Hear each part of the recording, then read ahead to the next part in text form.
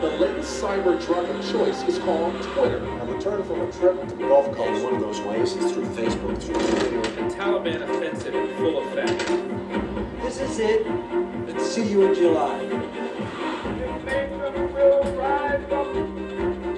She doesn't have blonde hair and I'm into blonde, so... Social networking sites will offer the best lines of communication. Supposedly, it is the next big thing. It's called Twitter. You do have a Facebook page, Stan! Campus Reject.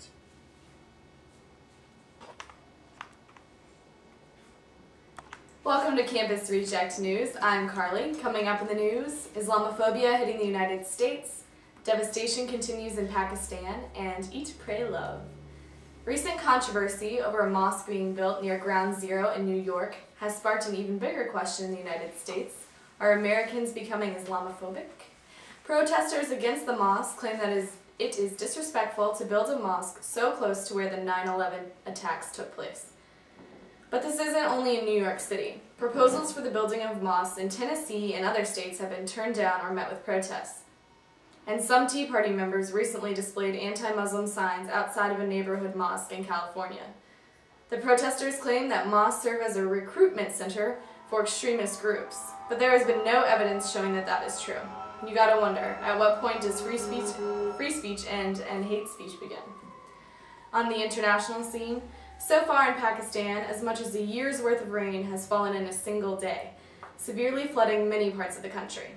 Many lost their homes and their belongings are in desperate need of drinking water and food supplies. Pakistan's president returned from a trip to Europe to view the devastation. He has been criticized for his slow response and failure to return from his trip sooner. So far, 15 million people have been displaced. The United States has already pledged millions in financial aid to the country.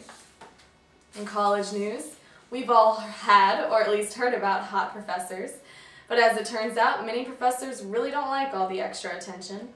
According to a recent study, professors who are considered very attractive are less likely to be treated as equals by their colleagues. It seems that their colleagues assume that they spend more time on their physical appearance than on their studies and are therefore less likely to be taken seriously by other professors and by students.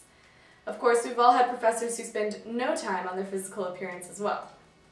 And in sports, Atlanta Braves star Chipper Jones may have suffered a career-ending injury last night. While catching a routine ground ball in the outfield, he tore a muscle in his left knee. On the entertainment scene, for all you patient young men out there, the wait is over. Eat, Pray, Love, starring Julia Roberts and the lovely Javier Bardem, hits theaters today. Okay, so maybe it's more of a chick flick.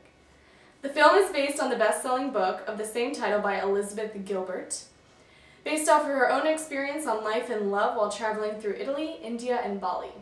It's expected to be a big hit at the box office.